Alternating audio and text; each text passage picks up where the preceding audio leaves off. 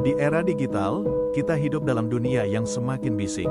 Bukan dengan suara, tetapi dengan angka. Angka like, angka followers, angka views. Tanpa sadar, angka-angka ini bisa membentuk identitas palsu, menjauhkan kita dari diri kita yang sejati, dan dari rencana Elohim atas hidup kita.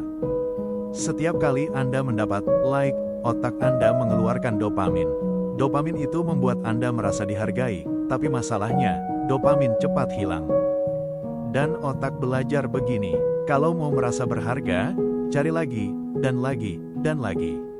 Tanpa sadar kita menjadi budak validasi.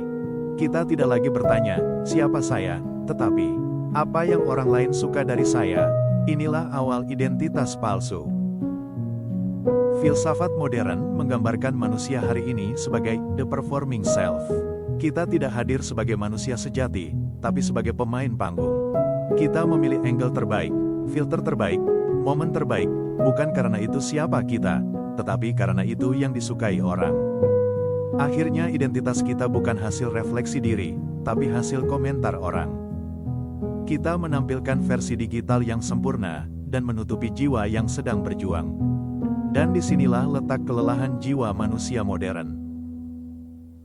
Rasul Petrus berkata dalam 1 Petrus 1 ayat 3-16 bahwa identitas kita bukan dibangun oleh dunia, tetapi oleh Elohim yang melahirkan kita kembali dalam Kristus. Petrus berkata, kamu adalah anak-anak yang taat, bukan anak likes, bukan anak algoritma. Identitas kita ditentukan oleh anugerah Elohim, pengharapan yang hidup, iman warisan sorgawi yang tidak dapat binasa, panggilan untuk hidup kudus. Kekudusan bukan hanya moral, kekudusan berarti hidup seturut desain Elohim, bukan tekanan manusia. Itu termasuk kehidupan digital kita. Kalau begitu, bagaimana kita hidup otentik di era digital? Pertama, kenali bahwa validasi bukan identitas. Likes membuatmu senang, tapi tidak membuatmu bernilai. Kedua, tampilkan dirimu apa adanya.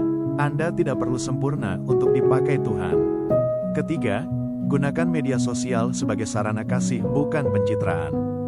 Dunia digital butuh pribadi yang autentik, dan Elohim memanggil kamu untuk menjadi terang di sana.